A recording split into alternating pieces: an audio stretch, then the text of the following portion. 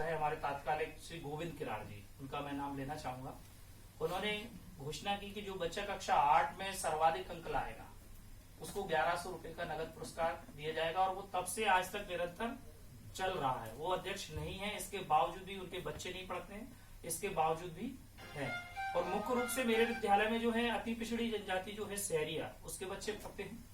बंजारा मक्कड़ जाति होती है, उसके बच्चे हैं। लोधा है, किरार समुदाय, ये 4 समुदाय मुख्य रूप से 131 बच्चे उसमें दर्ज हैं हमारे यहाँ, और जिसमें बालिका है। 2 बार हमें बालिका शिक्षा के लिए 100% के लिए पुरस्कार भी विद्यालय के लिए प्राप्त हुआ है कि 100% बालिकाएं 8th से 9th में एडमिशन हुए, और जितनी गांव में बालिकाएं थी सभी ने शिक्षा प्राप्त की। 2 बार विद्यालय को ये पुरस्कार प्राप्त हुआ है।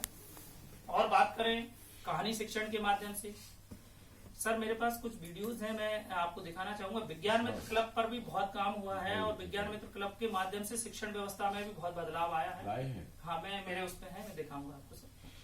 और विज्ञान मित्र क्लब से शिक्षण हुआ, और हम पूरे स्टाफ से, जब स्टाफ हमारा बैठता तो एक मीटिंग की कि कुछ प्रतिदिन जो है एक ऐसी एक्टिविटी हो विद्यालय में जिससे बच्चे को लगे कि मुझे यार जाना है, आज अगर मैं नहीं गया पता नहीं स्कूल में क्या होने वाला है। इस तरह का एक माहौल हमने क्रिएट किया और बनाया, और गतिविधि आधारित शिक्षण सारे शिक्षकों ने कराना प्रारंभ किया, और हमारा विद्यालय जो है गतिविधि शिक्षण के लिए प्रसिद्ध है।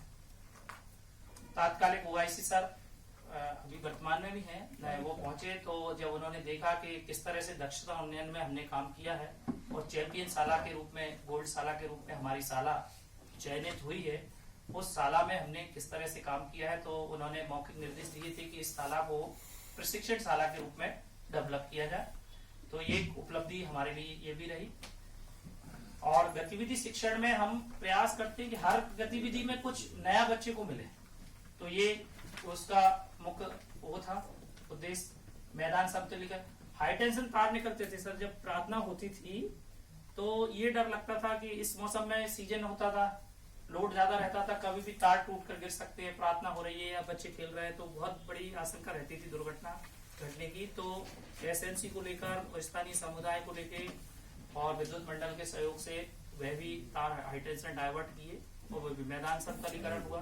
अभी ये बहुत बड़ा और 4 दीवारी जो है उसकी बन चुकी है, मुक्तिधाम की विद्यालय की भी बन चुकी है। और बात करें हम तो बालिका शौचालय जीर्ण शीर्ण था, तो नया